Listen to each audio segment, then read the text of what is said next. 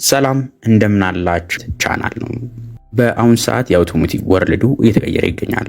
ከዚህ መካከል በዋነኝነት የአውቶሞቲቭ ገበያውን እየቀየሩት የሚገኙት የኤሌክትሪክ ተሽከርካሪዎች ናቸው። የኤሌክትሪክ ተሽከርካሪዎች እንደ ትሬንድ ብቻ አይደሉም አሁን እየመጡ ያሉት፣ የቀጣዩን የአውቶሞቲቭ ኢንዱስትሪ ይወስናሉ ተብለው እየታሰቡ ይገኛል።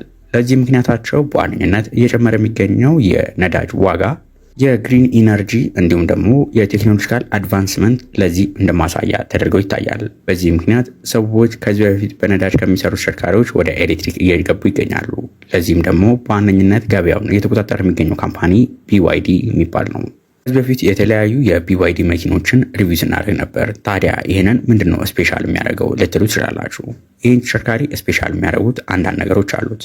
ከእነዚህ መካከል መኪናው ይዞት የቀረበው ከቲንግ ኤጅ ቴክኖሎጂ፣ ከዚህ በተጨማሪም ስፖርትና ፊውቸሪስቲክ የሆነ ዲዛይኑ፣ ዋናው ነገር ደግሞ ላወጣችሁበት ገንዘብ ተመጣጣኝ የሆነ ሚድ ሳይዝ ኤስዩቪ ተሽከርካሪ መሆኑ ለዚህ እንደማሳያ ይታያል። በዛሬው ዝግጅታችንም BYD ሲላየን 5 የሚባለውን ተሽከርካሪ ከእያንዳንዱ አንግል እናያለን። ከዲዛይን፣ ከኮምፈርት፣ ከፐርፎርማንስ፣ ሴፍቲ ፊቸር እንዲሁም ዋጋው ላይ ያሉትን ነገሮች ከገበያው ከሚወዳደሩ ሌሎች ተሽከርካሪዎች ጋር እያወዳደርን መኪናው ለየትኛው መንገድ ለየትኛው አገልግሎት ይሆናል የሚለውን በስፋት እናያለን።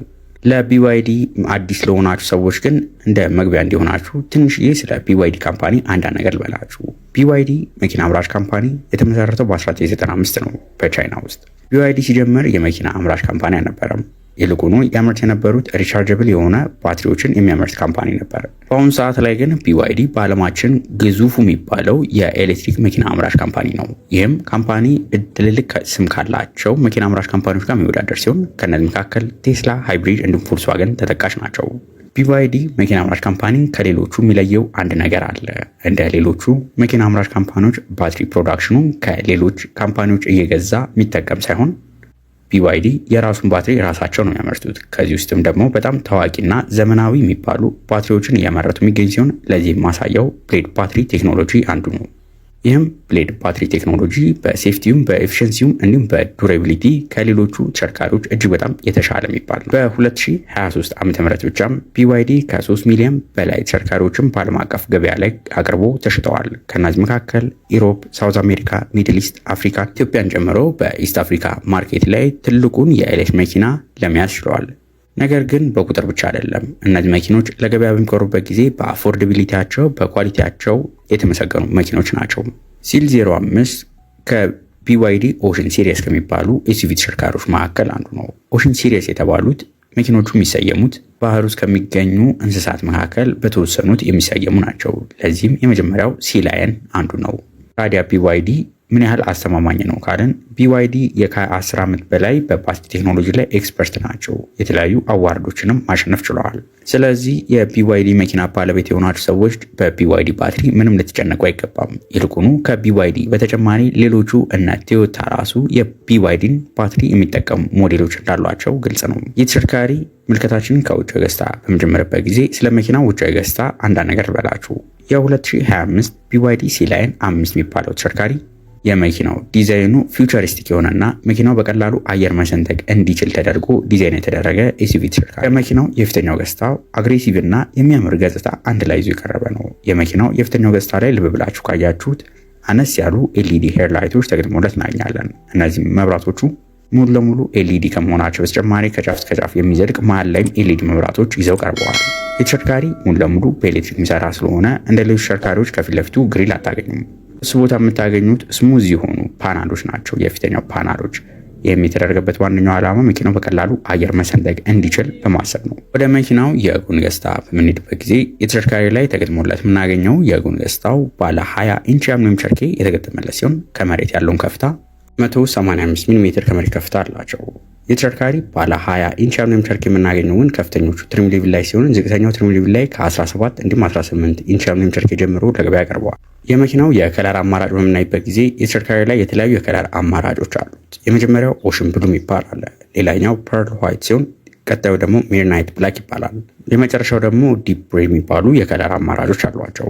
ነገር ግን ሁሉም የከለር አማራጮች ሜታሊክ ከለር ስለሆኑ በፀሐይ ጊዜ የሚያንጸባርቅ ልዩ ውበት ያላቸው የከለር አማራጮች ናቸው። መኪኖቹ በሳይዛቸው ከየትኞቹ የተሽከርካሪዎች ጋር ይወዳደራሉ ብለን ካየን የሚወዳደሩት ከነ ሃዩንዳይ አዮኒክ 5 ከቴስላ ሞዴል ዋይ ጋር ተቀራራቢ የሆነ ዲዛይን አላቸው። በዋነኝነት ደግሞ እነዚህ አሁንም የጠራኋቸው ሌሎች ሞዴሎችን ጨምሮ ይሄኛው ሲላይን 5 ተሽከርካሪ በዋነኝነት የተሰሩበት ዓላማ ለወጣቶች እንዲሆኑ ተብለው ዲዛይን የተደረጉ ተሽከርካሪዎች ናቸው።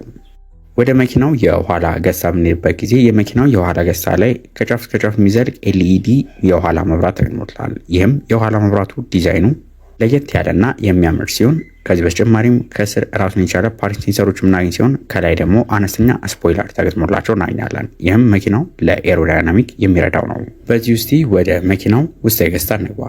የመኪናው ውስጣዊ ገጽታ የሚያምር ውስጣዊ ገጽታ ያለው ነው። የመኪናው ውስጣዊ ገጽታው ዘመናዊ ፊቸሮችን ይዞ የቀረበ ሲሆን በዋነኝነት የታሰበውም ደግሞ ጥሩ ጊዜ መኪና ውስጥ እንድታሳልፉ ለቤተሰብ ተብሎ የተሰራ የተሽከርካሪ ላይ ተገጥሞለት የምናገኘው ወንበሮች ሙሉ ለሙሉ ማሞቅ፣ ማቀዝቀዝ፣ ቬንቲሌሽን የተገጠመላቸው በሌዘር የተሸፈኑ ወንበሮች ሲሆኑ ለረጅም ጊዜ በማሽከርከር ጀርባቸው እንዳይጎዳ ደግሞ ራሱን የቻለ ለምበር ሰፖርት ተገጥሞላቸው እናገኛለን። እነዚህ ተሽከርካሪዎች ለፊተኛው ሳፋሪ የሚሆን ለኋለኛው ሳፋሪ ደግሞ ሰፋ ያለ ሌግሩም እንዲሁም ሄድሩም እንዲኖራቸው ተደርገው ነው የተሰሩት። የተሽከርካሪ ውስጣዊ ገጽታው ፕሪሚየም ከሆኑ ማቴሪያሎች የተሰሩ ናቸው። ሶፍት ሰርፌሶቹ በየቦታው የምናገኛቸው ሲሆን የተሽከርካሪ ላይ ኤልኢዲ አምቢየንት ላይቲንግም ተገጥሞለት እናገኛለን። በኢንፎቴመንት ስክሪንም ቢሆን ተሽከርካሪ ላይ ዘመናዊ የሆነ ኢንፎቴመንት ስክሪን ተገጥሞለታል። ይህም ባለ 15 ኢንች ኢንፎቴመንት ስክሪን ተገጥሞለታል። የኢንፎቴመንት ስክሪን ላይ ተገጥሞላቸው ከምናገኛቸው ፊቸሮች መካከል አፕል ካርፕላይ፣ አንድሮይድ አውቶ እንዲሁም የቢዋይዲ ራሱን የቻለ ቮይስ አሲስታንት ተገጥሞለታል።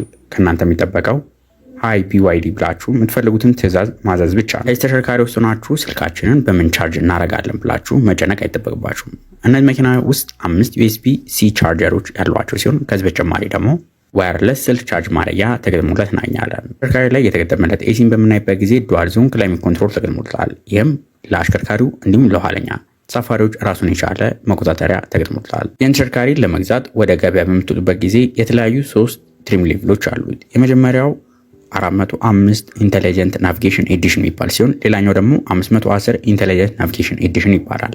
የመጨረሻው ደግሞ 520 ኪሎ ሜትር ፍላግሺፕ ኢንቴሊጀንት ናቪጌሽን ኤዲሽን የሚባል ሞዴሎች አሏቸው። እዚህም ትሪም ሌቭሎች የመኪናው ዋጋ ላይ ከፍተኛ ልዩነት አላቸው።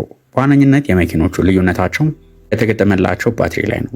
ዝቅተኛው ትሪም ሌቭል ላይ የተገጠመለት ባለ 50 ኪሎዋት አወር ሊቲየም አየን ፎስፌት ባትሪ የተገጠመለት ሲሆን ከፍተኞቹ ሁለቱ ትሪም ሌቭል ላይ ደግሞ ባለ 60 ኪሎዋት አወር ሊቲየም አየን ፎስፌት ባትሪ ተገጥሞላቸዋል።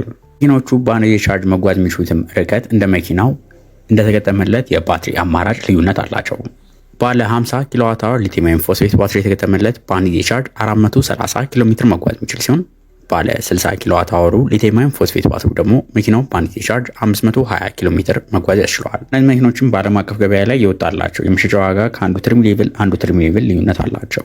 ዝቅተኛው ትሪም ሌቭል በሚሆንበት ጊዜ ከ17000 የአሜሪካን ዶላር ጀምሮ ለገበያ የቀረቡ ሲሆን መካከለኛው ትሪም ሌቭል ደግሞ 18000 የአሜሪካን ዶላር ለገበያ ቀርበዋል። እንዲሁም ፉል ኦፕሽን የሚባለው ከፍተኛው ትሪም ሌቭል ደግሞ በ20000 የአሜሪካን ዶላር ለገበያ ቀርቦ እናገኘዋለን። እነዚህ መኪኖችም በአሁኑ ሰዓት ላይ በተለያዩ ሀገራት ላይ ኦርደር እየተቀበሉ ሲሆን መኪኖቹም በቅርቡ ወደ ሀገራችን እንደሚመጡ ይጠበቃል። ዛሬ ይዤላችሁ የቀረቡ መረጃ ይህን ይመስል ነበር። ቪዲዮን ከወደዳችሁት ላይክ፣ ሌሎች ደግሞ ከመኪና ጋር የተገናኙ መረጃዎች መከታተል ፈልጉ ከሆነ ሰብስክራይብ ያድርጉ። በቀጣይ ሌሎች ከመኪና ጋር በተገናኙ መረጃዎች ከምንገናኝ ድረስ መልካም ሁሉ ተመኘው።